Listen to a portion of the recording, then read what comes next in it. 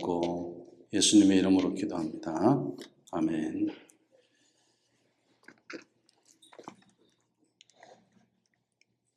오늘 말씀의 제목은 지혜로운 삶은 가정에서라는 제목으로 함께 나누고자 합니다. 우리가 세상에서 지혜로운 삶이 필요하죠. 그런데 세상에서 지혜로운 삶이 필요하기 이전에 가정에서 지혜로운 삶을 먼저 배워야 합니다.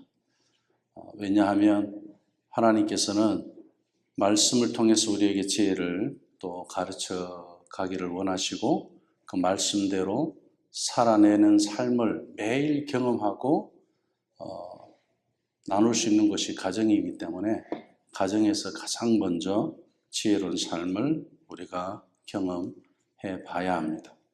그런 의미에서 우리가 잠언을 가정에서 매일 읽는 것도 참 좋고요.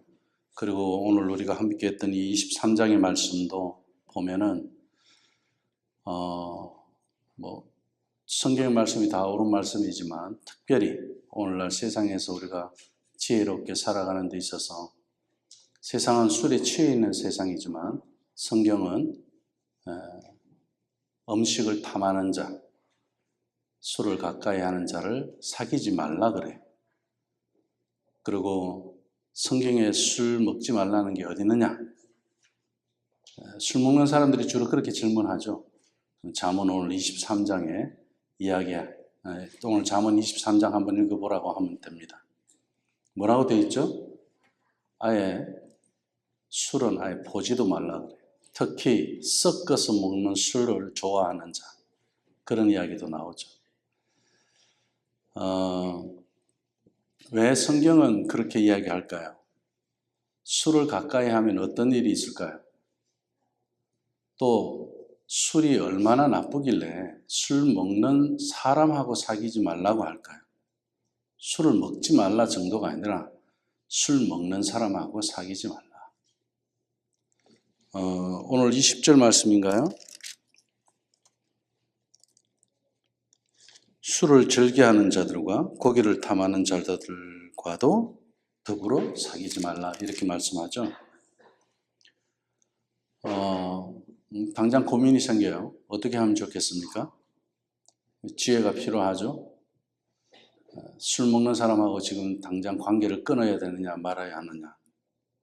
성경은 이렇게 말씀하는 이유가 있죠.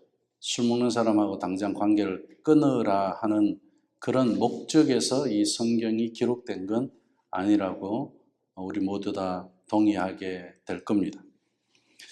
그러면 우리에게 이 말씀을 미리 가르쳐 주는 게 굉장히 중요하다는 이야기. 술 먹기 전에 가르쳐 줘야 되는 거예요. 술을 알기 전에, 그런 사람을 사귀기 전에 가르쳐 주는 것이 지혜입니다. 그러려면 언제부터 해야죠? 어릴 때부터 가르쳐야 되는 거예요. 그런데 우리가 어릴 때 성경의 말씀에 이렇게 하라 하지 마라 한 것에 대해서 부모님들이 그렇게 성경 말씀에 이렇게 하지 말라고 하니까 우리 하지 말자. 성경 말씀에서 이렇게 하라고 하니까 하자. 근데 의외로 30이 돼도 40이 돼도 50이 되고 60이 돼도 성경 말씀대로 안 사는 경우가 참 많습니다. 그런데 몰라서 그렇게 안 사느냐? 아니에요. 아는데 하지 않는 거예요.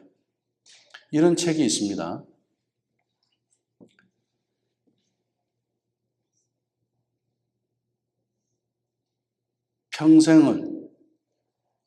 평생의 교훈은 유치원 때 다 배웠다 하는 그런 제목, 제가 정확하게 기억을 못하는데 그런 제목의 책이 되게 길어요. 그 유치원 때 다 배웠다는 거예요. 평생 살아갈 것에 대해서는 더 이상 가르칠 게 없다는 이야기예요. 유치원 때죠. 뭐죠? 일찍 자자, 일찍 일어나자, 밥 먹을 때 어떻게 하고, 그리고 화장실 가서 어떻게 하고, 양치하고, 기본적인 거 다 가르쳐줘요. 청소 어떻게 해, 정리정돈은 어떻게 하고, 그것만 해도요, 우리 평생 사는데 아무 지장 없습니다. 맞죠? 마찬가지로 어른이 돼도 여전히 청소할 줄 모르고 여전히 잠자는 거 자기 관리 안 되는 사람이 있습니다. 그렇죠? 근데 우리 어릴 때 다 그거 배웠던 것들이에요. 그게 왜 그렇게 안 될까요? 성경은 이야기하죠. 지혜의 근본은 뭐라고요? 여호와를 경외하는 거라 그래요. 우리가 왜 그렇게 어둔한 그런 행동들, 어리석은 그런 삶들을 나이가 그렇게 먹어도 계속 반복하면서 유치원생 때 다 어릴 때 다 배운 건데 왜 그게 안 될까요? 지혜가 없기 때문에. 그 지혜는 어디에서 나온다고요? 여호와를 경외하는 데서. 하나님을 경외하지 않기 때문에 그렇다는 거예요. 하나님을 경외하는 사람은 하나님이 하라는 것과 하지 말라는 것에 대해서 정확하게 순종할 줄 알아요. 보지 마라 그러면 안 보면 되고, 하지 마라 그러면 안 하면 되고, 하라 그러면 하면 되는 거예요. 그런데 왜 그것이 안 되느냐는 거예요. 하나님을 경외하지 않으면 우리는 무언가를 다른 것을 예배하게 돼 있어요. 술을 절개하는 사람은 술이 예배가 될 것이고, 친구를 좋아하면 하나님보다 친구를 좋아하면 친구를 예배하게 될 것이고, 그죠? 근데 술을 취하게 될 때는 어떻습니까? 우리가 고민을 안 해요. 왜? 내가 좋아하는 거니까. 근데 하나님 말씀을 우리가 실천하는 데 있어서는 어떻죠? 고민을 해요. 하나님이 이렇게 하지 말라고 했는데, 이렇게 하라고 했는데, 어떻게 하지? 특별히 우리 잠언에서는 세상을 살아가는 데 있어서 우리 하나님의 백성들이 주의해야 할 교훈들, 그리고 주의해야 할 그런 사항들을 아주 구체적으로 말씀하고 있습니다. 함부로 행동하고 살아가는 사람들 대부분 하는 이야기가, 특히 교회 다니는 사람들 뭐라고 그러니까 성경은 구체적이지 않다 이렇게 이야기를 해요. 정말 구체적이지 않을까요? 오늘날 우리가 살아가는 이 복잡한 삶을 다 성경이 일일이 말해주지 않는다고 이야기해요. 모세오경에 창세기부터 우리 민수기까지 거기에만 해도 하라와 하지 말라는 것이 몇 개가 있어요. 613개가 있습니다. 아주 구체적이에요. 그리고 우리가 지금 말씀을 나누고 있는 잠언도 마찬가지죠. 인생의 근본을 가르쳐 주는 것. 잠언은 항상 우리를 어떻게 해준다고요? 바늘처럼 찌르는 역할을 한다고 그랬죠. 우리가 살아가는데. 그럼 잘 찔리는 대로 찌르면 아프잖아요. 그러면 아예 하면 되는 거예요. 그게 지혜예요. 근데 찔러도 무감각해서 몰라요. 오늘 이 말씀을 제가 하나님 말씀을 대놓고 무시하는 경우를 이민교회 처음 왔을 때 제가 경험하고 충격을 받았어요. 개인적으로 보이지 않는 데서 어떻게, 그건 하나님하고 자기와의 개인적인 관계에서 있는 거예요. 그런데 교회 어떤 공식적인 모임에서 어떤 일이 있었냐면, 제가 가끔 이 이야기 하죠. 제가 처음에 캐나다 왔을 때 그 교회에서 구역 예배를 하는데, 구역 예배가 끝나고 나면은 여름에 해가 길잖아요. 뒤에 백야드에서 갈비 구워 먹으면서 소주를 마셔요. 그러니까 난 너무너무 놀랐어요, 그때. 그리고 또 자연스럽게 저한테 포도주 와인을 선물을 해요. 여기 문화가 그런 것보다 저는 그렇게 생각했거든요. 근데 가만히 보니까 교회가 말씀대로 안 사는 교회의 특징이 그거더라고요. 불순종하는 교회들의 특징이 보면, 그러니까 하나님 말씀에 순종하지 않고 서로 교회 안에 갈등만 있고 교회 안에 서로 미워만 할 줄 알고 편만 나눠져 있고 이런저런 이야기들이 많아요. 말씀대로 안 사는 사람들의 특징이. 그러니까 이제 우리 예배에서는 우리 할 일 다 했다는 거예요. 구역 예배 그렇게 하고 난 다음에 그 다음에 2차가 더 중요한 거예요. 예배 시간은 30분만, 구역 예배 30분만 해도 길다고 생각하는데, 갈비 구워 먹고 술 마시는 데는 몇 시간이 가도 길다고 생각을 안 하는 거예요. 이거 대놓고 하나님 무시하는 거잖아요. 여호와를 경외하지 않는 삶이 우리한테 너무나도 많이 들어와 있더라는 거예요. 저는 거기에 너무 충격을 받았어요. 자, 이런 모습을 볼 때 우리는 즐겁지 않아요. 오늘 말씀 우리가 특별히 가정을 두고 이야기할 때 우리가 어디에서 즐거움이 오는가를 이야기하고 있습니다. 우리 아이들이 하라는 것 하고 하지 말라는 거 안 하고 그러면 참 즐겁죠. 하지 말라는 거 하고 하라는 것 안 하고 그러면 즐겁지 않잖아요. 아주 심플한 거예요. 그렇다고 해서 우리 부모님들이 저희들 교육 차원에서는 그렇게 이야기하죠. 너 이거 해, 저거 해, 이거 하지 마, 저거 하지 마. 그런 식으로 지시하고 명령하는 거 우리가 부모님들이 제가 그렇게 하라고 해요, 하지 말라고 해요. 그렇게 하지 말라고 하죠. 이거 하면 어떨까? 어떻게 할까? 저렇게 하면 어떨까? 이런 생각을 하고 자기들이 거기에 하라는 거 하지 말라는 것을 결정하게 본인들이 결정하게 하도록 그렇게 기회를 주고 왜? 양육이 돼야 되니까. 처음부터 그냥 지시하는 거에 따라서 하면은 내가 부모님이 생각하는 거를 자기가 행동으로 하는 거지 우리 아이들 스스로 자기들의 삶을 결정해서 하는 건 아니잖아요. 그래서 지시와 명령으로 해서 한 번은 할 수 있지만은 두 번, 세 번은 스스로 할 수 있는 아이들은 안 된단 말이에요. 그래서 아이들에게 기회를 주고 저들이 할 수 있도록 우리는 질문을 던져줘야 되는 거죠. 그런 지혜가 필요합니다. 근데 오늘 말씀에 보니까 24절 우리가 읽은 말씀 지혜로운 자식의 부모가 어떻다고요? 즐거움을 경험한다 그랬어요. 즐거움을 알고 이렇게 이야기합니다. 우리가 즐거움을 안다는 건 부모의 즐거움이 어디에 있느냐? 자식의 지혜에 있다는 거예요. 자녀가 지혜가 있어야 된다. 여기서 의인의 아비는 크게 즐거울 것이요 지혜로운 자식을 낳은 자는 그로 말미암아 즐거울 것이니라. 의인을 자식으로 둔 부모, 지혜로운 자식을 둔 부모가 당연히 행복하죠. 행복할 겁니다. 그런데 어떤 사람이 의인일까요? 의인의 자식을 둔 부모가 즐겁다고 그러는데 어떤 사람이 의인입니까? 성경에서 우리가 의인이라고 하면은 불의 앞에 이렇게 부르러 떠면서 정의를 막 부르짖고 정의의 편에 서고 나가서 촛불을 들든 무슨 봉을 들든 그러면서 막 하는 그것을 정의롭다. 성경에서 그런 불의 앞에서 부르러 떠는 그런 사람을 의인이라고 하지 않습니다. 하나님의 뜻을 온전히 이루어내기 위해서 하나님의 뜻을 온전히 이루어내기 위해서 내 마음을 그것에 집중하는 사람을 의인이라고 그래요. 그러면 의인은 하나님의 뜻을 아는 사람이에요. 그래서 하나님과 내 마음이 소통되는 사람이 의인입니다. 하나님의 의를 내 삶으로 살아내려고 애쓰는 사람이에요. 보지 말라고 하는 거 안 보려고 애쓰는 거예요. 사귀지 말라고 그러면 안 사귀려고 애쓰는 거예요. 탐하지 말라고 그러면 탐하지 않으려고 애쓰는 사람. 이런 사람이 의로운 사람이다. 성경에서 의로운 사람 그러면은 우리가 노아도 있고 욥도 있고 아브라함도 있고 다윗도 있고 성경에 그런 인물들이 의로운 사람이라고 우리가 이야기합니다. 우리가 그들에게서 한번 생각을 해보자고요. 노아가 의롭다? 세상이 어떠했죠? 악했어요? 하나님이 이 세상을 심판하고 이제는 어떻게 해요?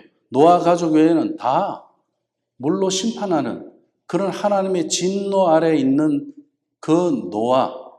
그럼 노아가 정말 이 세상에서 하나님 앞에 정의로운 삶을 살아내기 위해서는 어떻게 해야 되겠어요? 자기에 동의하는 사람들을 끌어모아야 되고 그리고 그 사람들에게 우리가 이렇게 하자라고 이야기하고 배도 같이 만들자 그러고 그 심판을 피할 수 있도록 노아가 그런 노력을 하나요? 오히려 노아는 어떤 결정을 하죠? 세상이 비웃는 삶을 결정합니다. 해가 쨍쨍 쬐는 아래에서 비가 온다고 이야기하는 사람이에요. 그리고 홍수가 전혀 날 것 같지 않는 그런 기후 속에서 오랜 시간을 두고 매일 배만 만들고 있는 사람이에요. 세상이 보면 굉장히 어리석은 사람 같아요.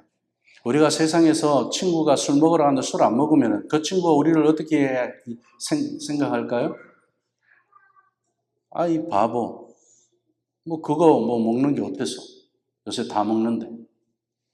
교회 다니는 사람들, 술 마시는 사람들이 더 많을까요? 안 마시는 사람이 더 많을까요? 우리 예수교회 빼고. 요즘 대학생들도 술 많이 마시더라고요. 여학생들도 마찬가지고, 남학생들도 마찬가지고. 여름에 덥다고 한잔하고 겨울에 춥다고 한잔하고 따뜻한 방에서 이리저리 한 잔 자꾸.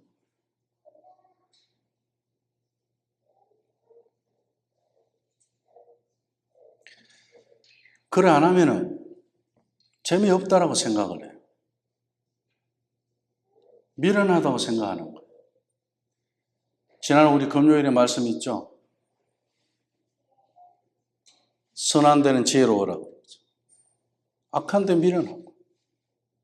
성경 그렇게 이야기해요.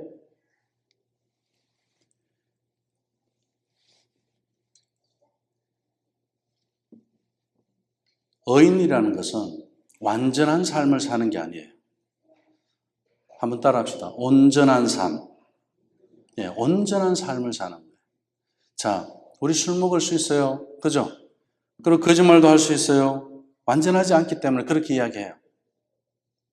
그렇지만 완전하지 않지만 내 속에 있는 그런 타협하는 마음, 또 실수, 부족함, 또 아니면 어떤 관계 속에서의 그런 상처, 그런 것들조차도 하나님을 향하는 그런 길로 삼을 줄 아는 것이 온전함이에요. 내가 술을 마시더라도 그것이 하나님을 향하는 길로 삼을 줄 안다면은 그것이 온전한 거예요.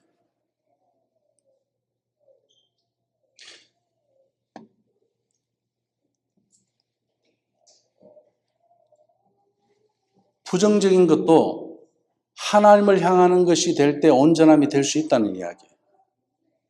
부족한 것도 하나님을 향할 때 그것이 온전한 것이 될 수 있다는 거예요. 그러다 보니 어떻게 해요? 술을 즐기지 않게 되더라는 거예요.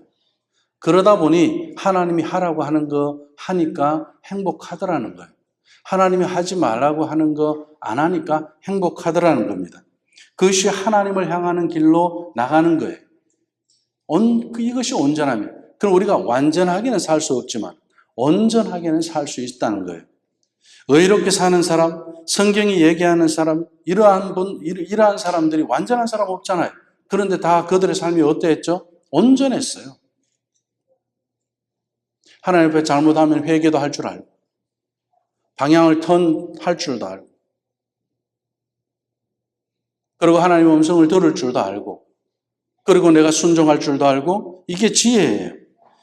이렇게 사는 자식을 둔 부모는 어떠하다고요? 기쁘다는 거예요. 즐거워진다는 거예요. 우리 부모님들이 세상에서 아이들이 좀 손해보고 세상에서 좀 바보 같은 소리 듣는다고 해서 답답해하지 마세요. 좀 뒤처지는 것 같다고 해서 안타까워하지 마세요. 괜찮아요. 하나님 앞에 지혜로운 자녀로 자라는 저들의 기도하는 모습을 격려해주고 저들의 하나님의 말씀을 소리내서 읽을 때 칭찬해주고 그 하나님 말씀대로 순종할 때 그들에게 하나님이 함께하는 것으로 용기도 주고 가정에서 이러한 과정들이 있을 때 저들에게 지혜가 생기는 거예요.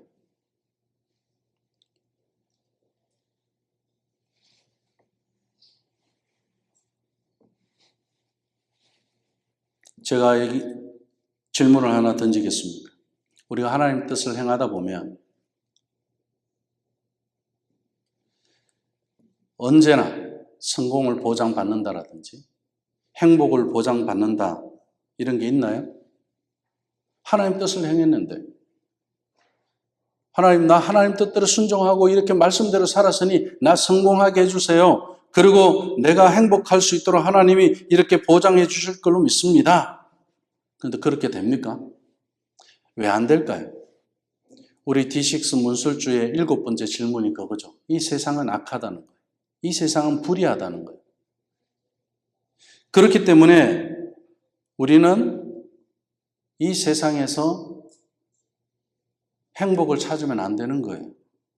이 세상에서 즐거움을 찾으면 안 되는 거예요. 그래서 술을 즐기지 말라고 이야기해요. 세상의 즐거움을 쫓아가지 말라는 이야기예요. 우리 예수님도 마찬가지죠. 의인이시잖아요. 그런데 어머니가 봤을 때는 우리 예수님의 삶을 보고 어떠했을까요? 세상에서 존경받고 많은 사람들이 예수님을 따르고 그리고 유대 나라를 재건하는 일에 예수님이 왕이 되었으면 좋겠고 우리 일반적으로 우리 부모님들 자녀들 출세하는 걸로 생각하는 걸로 세상적으로 보면 그렇게 봐야 되겠죠. 그런데 우리 예수님은 어떻게 했죠? 가야 하는 길이 십자가의 길인데요. 거기서 죽어야 하는데요. 그럼 우리 예수님의 어머니 마리아는 어떻게 생각했을까요?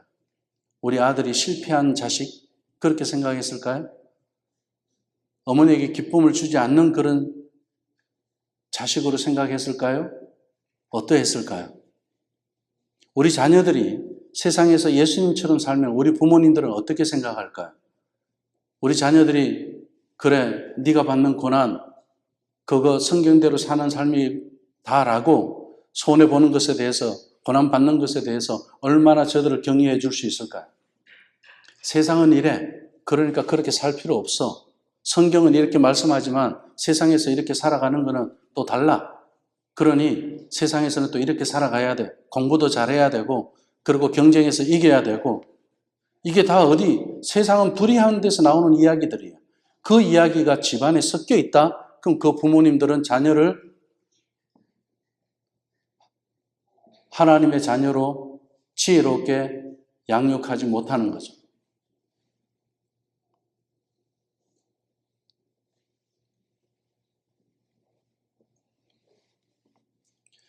못된 짓 해서 마음을 아프게 하는 거. 그래서 어머니 마음이 슬프고 착한 일 해서 어머니 마음이 기쁘고 그건 세상에 불의한 세상에서 있는 일들입니다. 우리 아이들은 억울한 일 당할 수가 있어요. 경쟁에서 질 수도 있어요. 왜요? 우리는 주일 지키기 위해서 주일 성수하는 직장 찾으려면 경쟁에서 우리는 어떻게 해요? 질 수밖에 없어요. 세상은 두 잡, 세 잡 뛰면서 돈을 모아가는데 우리는 어떻게 해요? 그렇게 할 수가 없어요. 그러면서 우리가 어떻게 부자 될 수 있겠어요? 세상 사람들은 그렇게 하면서 누리면서 살아가고 있는데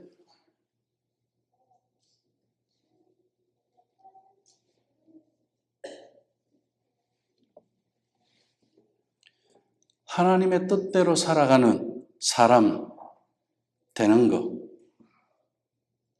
그러한 생각을 하게 하는 것이 오늘 이 구절이에요.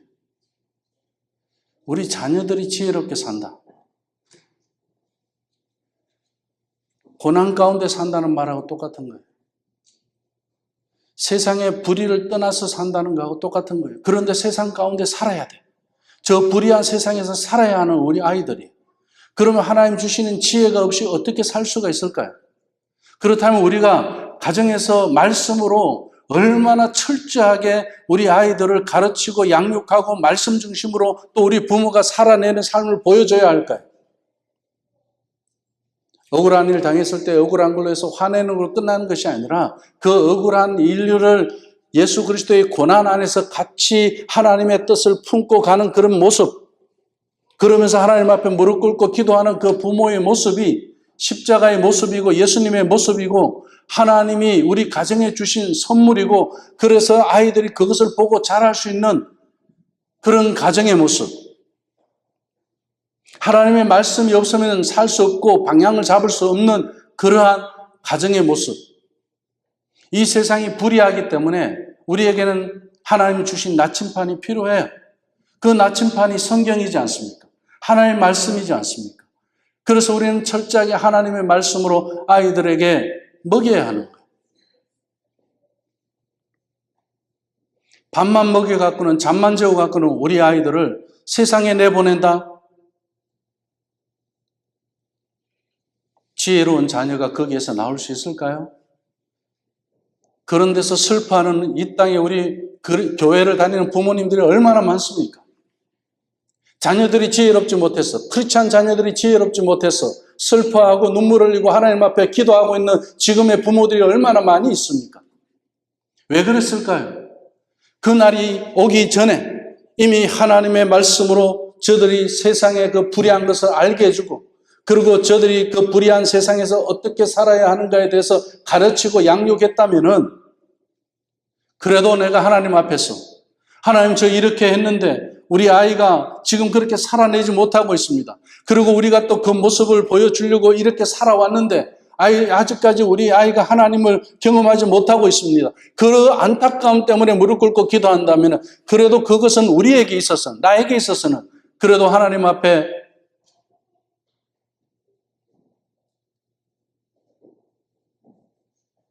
억울하지 않겠죠. 안타깝지 않겠죠. 그냥 방치하고 방목했다가 어느 순간 저들이 세상을 쫓아가 버렸어요. 지혜로운 자식이 안 됐어요.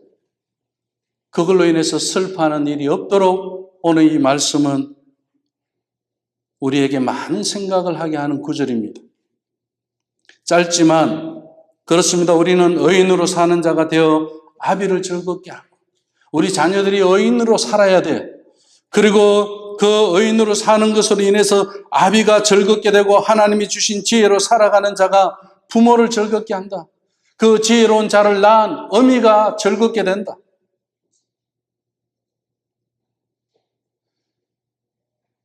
나이가 들어가면서 우리 부모님들이 불행해지는 경우들을 가끔 보게 됩니다.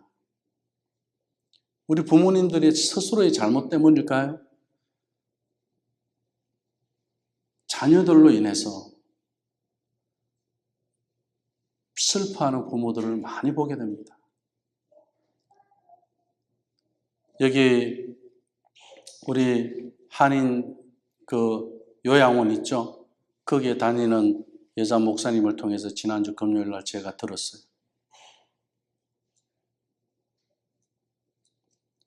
이분이 이제 크리스마스 산타 옷을 입고 갔대요. 근데 산타 모자 쓴 이제 할아버지가 여기 여러 사람이 이렇게 이제 붙어 있잖아요. 그래서 그 할머니들한테 이제 산타 선물 준다고 이거 이렇게 붙여드리고 뭐 이러는데 한 할머니가 그러더래요. 나는 영감은 싫어 그러더래요. 영감한테 뒤이신 할머니, 남편한테 뒤인 할머니. 그래서 산타 할아버지 떼서주는 나는 영감은 싫다. 평생을 그렇게 살아오면서 즐겁지가 않아. 남편으로 인해서 즐겁지가 않아요. 또 자식으로 인해서 즐겁지 않은 이야기를 하는 거예요. 그 양로원에 들어와 계신 모든 분들이 자식을 두고 말을 못한대요. 한 분도 그런 분이 없대요. 자식을 두고 내가 그동안에 자식을 이렇게 잘 키웠고 고맙고 잘 자라줘서 이런 이야기 하시는 분이 한 분도 없대요. 그래서 제가 진짜냐고, 진짜래. 솔로몬의 잠언은 이렇게 기록합니다. 솔로몬의 잠언이라 지혜로운 아들은 아비로 기쁘게 하거니와 미련한 아들은 어미의 근심이 되느니라. 잠언 10장 1절 말씀입니다. 너무나도 정확하게 말씀하고 있습니다. 지혜로운 아들이 필요합니다. 지혜로운 딸이 필요합니다. 지혜로운 자녀가 필요합니다. 왜? 지혜로운 아들은 아비를 즐겁게 하여도 미련한 자는 어미를 어떻게 해요? 업신여긴다 그랬어요. 잠언 15장 20절 말씀입니다. 그리고 잠언 17장 25절 말씀에 보니까 여전히 미련한 아들에 대해서 이야기하고 있습니다. 성경의 잠언에만 해도 이렇게 미련한 아들, 지혜로운 아들을 두고 이야기합니다. 미련한 아들은 당연히 뭐겠습니까? 아비의 근심이죠.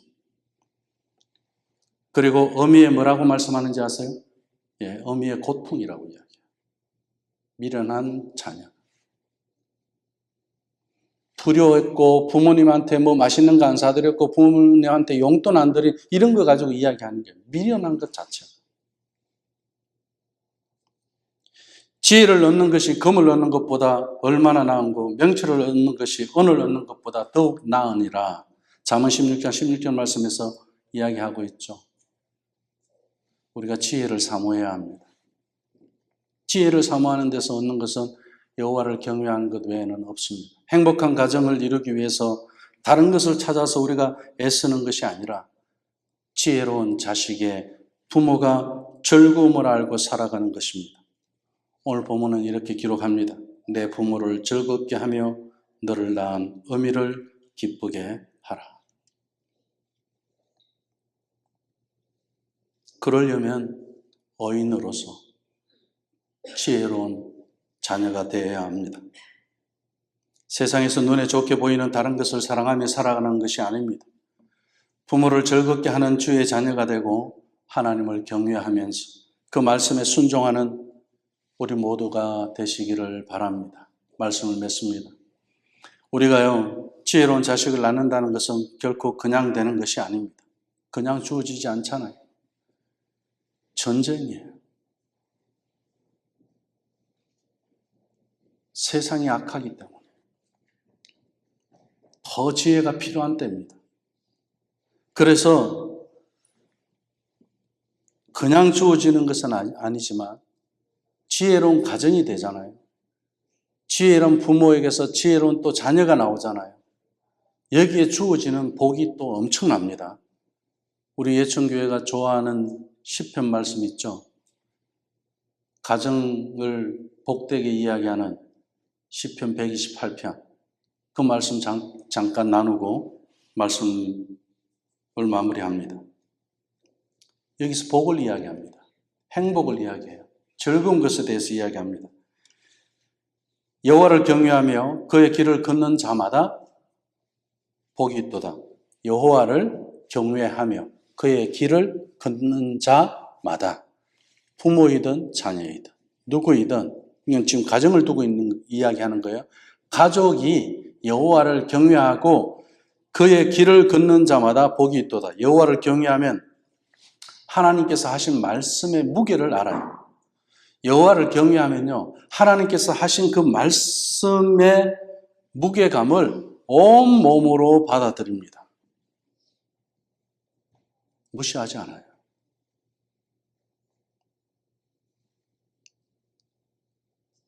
하나님을 경외하는 자가 누구라는 하나님을 경외하는 자가 누리는 그런 구체적인 복을 오늘 시편 128편 2절에서 이렇게 이야기합니다. 내가 내 손이 수고한 대로 먹을 것이며 내가 복되고 형통하리로다. 내가 내 손이 수고한 대로 먹을 것이고 내가 복되고 형통하리로다. 사람들은 이것을 복이라고 생각하지 않습니다. 우리가 수고한 대로 먹는 거 있잖아요. 당연한 거 아닌가 이렇게 생각을 해요. 그런데 왜 이게 복이죠? 수고한 대로 먹은 거? 수고한 것 이상을 먹어야지 복이라고 생각하지 않습니까?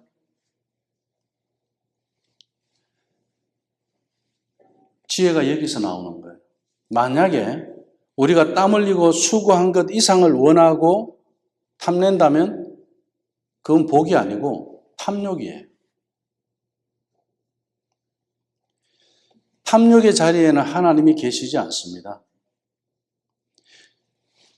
우리가 수고한 대로 먹는 것을 통해서 하나님이 살아계신다는 것을 보여줄 수 있어야 하는 거예요. 탐욕 때문에 오늘 우리가 하나님의 말씀을 대로 살아내지 못했다. 탐욕 때문에 예배하지 못했다. 탐욕 때문에 내가 뭘 못했다. 우리가 지금 하나님 앞에 수고한 대로 먹는 것에 대해서 감사하는 것이 지혜라는 거예요. 그것이 복이라는 거예요. 수고한 것 이상을 원하고 요구하는 그 자리에는 반드시 사탄이 자리 잡고 있습니다.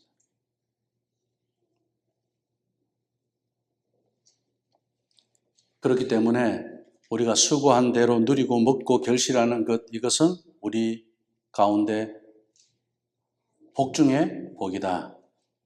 그렇게 말씀하고 있습니다. 그 다음에 하나님을 경외하는 자가 누리는 또 다른 복이 있는데 3절 말씀에 시편 128편 3절 말씀에 내 집 안방에 있는 내 아내는 결실한 포도나무 같다. 아내가 복이에요. 결실한 포도나무 같다 그러고 내 식탁에 둘러앉은 자식들은 어린 감람나무 같으리로다. 자, 아내를 결실한 포도나무 비유를 하고요. 그리고 자식을 감람나무로 비유합니다. 포도나무 열매는 어떤 일을 가져오죠? 이스라엘 성경에서 보면은 이스라엘 사람들이 좋아하는 나무 두 개가 나와요. 그게 지금 포도나무하고 감람나무예요. 근데 포도나무 열매는 어떻게 즙을 짜서 주스를 만들 수 있잖아요. 그러니까 이 열매를 우리가 먹으면은 그 주스를 가지고 어떻게 해요? 우리 기분을 좋게 한다는 이야기죠. 그러니까 또 포도나무는 열매를 가져다 주고 또 감람나무는 그 열매를 가지고 기름을 줘요.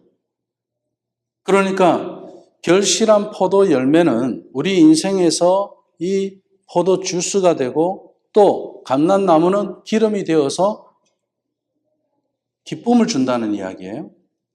그러니까 아주 귀한 그러한 열매들이라고 이야기하는 거예요. 그러면은 세상 사람들이 뭐라고 이야기하느냐면 내 아내를 두고 저 집에 저 여인은 참 저 여인으로 인해서 저 집이 복을 받았어. 그리고 참 자녀들을 참 잘 키우고 있어. 또 저 집의 아이들을 보니까 감람나무 같아. 그리고 저 집에는 기름이 마르지 않고 기쁨이 마르지 않고 행복이 마르지 않는 집 같아. 웃음이 항상 있어. 그런데 웃을 일이 없는데도 우리 집은 웃을 일이 많아도 웃지 않는데 저 집은 웃을 일이 많지 않은데 늘 웃고 있어. 이런 이야기예요. 그러면서 사람들이 봤을 때 이 집의 아내를 보고 이 집의 자식을 보고 칭찬이 아주 많다는 거예요. 귀하게 본다는 거예요. 저 집의 아내는 참 귀하다. 저 집의 자식들은 참 귀하다. 이 이야기예요. 모든 사람들이 다 좋아한다는 거예요. 단 한 사람도 빠지지 않고 포도나무와 감람나무를 존귀히 여기듯이 내 아내와 자식을 두고 그렇게 존귀히 여길 것이다. 이게 뭐예요? 복이라는 거예요. 우리가 하나님을 경외하고 그 길을 걸어가면 하나님께서 우리 가족들을 많은 사람들에게 사랑을 받게 하실 것입니다. 이것은 돈으로 되는 것이 아니죠. 사람들이 아내를 사랑하고 가족들을 칭찬하고 자녀들을 존중하고 존경하고 경의를 표하고 이 많은 복들은 우리가 하나님을 경외하며 살아갈 때 하나님께서 우리에게 주시는 그런 특권입니다. 그리고 시편 128편 6절 말씀에 보면 세 번째 복이 나옵니다. 내 자식의 자식을 볼지어다. 우리가 이 말씀은 굉장히 귀에 와닿고 마음에 와닿는 말씀이죠. 그리고 이스라엘에게 평강이 있을지어다 이렇게 말씀합니다. 가정의 미래도 그렇고요. 나라의 미래도 그렇고요. 자식의 자식을 봐야 되는 겁니다. 저는 우리 권사님이나 사모님 참 부러워요. 왜? 자식의 자식을 봤잖아요. 저도 자식의 자식을 볼 때까지 하나님이 저에게 생명을 그렇게 길게 해주신다면 너무너무 좋겠어요. 이게 복이에요. 이런 복을 받게 하겠다는 겁니다. 왜? 이 땅에서 천국 가기 싫어서 그런 이야기 아니죠. 왜냐하면은 하나님의 명령이 손주까지 신앙교육을 잘 시키다가 오라고 하신 그 명령을 나는 순종하고 싶거든요. 그리고 하나님의 약속이 내 자녀들을 통해서 그리고 그 자식의 자식에게까지 하나님의 약속이 이루어지고 세워지는 그 가정을 보고 싶거든요. 그게 복이라는 겁니다. 자식이 자식을 보려면은 무탈하게 장수하는 복을 누려야 되잖아요. 많은 사람들은 무병장수하는 것을 원합니다. 그러나 그들의 목적은 그냥 이 땅에서 무병장수하는 것, 그런 데서 좋은 거 먹고 그러면 되는 것으로만 생각합니다. 소망이 없죠. 하루하루 그냥 살아내는 거예요. 그러다 보니 내 다리가 좀 더 건강했으면 좋겠고, 그러다 보니 내 심장이 좀 더 건강했으면 좋겠고, 그런 데서 내 생명이 좀 더 연장되었으면 좋겠고, 그래서 내 다리 좋게 한다는 운동도 해보고, 내 심장 좋게 한다는 약도 먹어보고, 건강식품도 먹어보고, 뭐 다 해보는데, 그걸 막을 수 있나요? 무병장수를? 하나님이 주셔야 된다는 이야기예요. 왜? 생명의 주인이 하나님이시니까. 하나님이 지금이라도 우리를 오라고 하시면은 우리는 생명을 취하시면 하나님 앞으로 가야 합니다. 그런데 하나님 말씀을 경외하고 하나님의 의 안에서 살아가는 자들에게는 자식의 자식을 보게 하시는 장수의 복을 주신다고 하셨습니다. 이런 은총이 우리에게 있기를 간절히 바랍니다. 여호와를 경외하는 지혜로운 자식을 통해서 오늘 이 시편 128편의 복을 받아 누리는 주의 가정들 되시기를 주님의 이름으로 축원합니다. 기도하겠습니다. 하나님 아버지 감사합니다.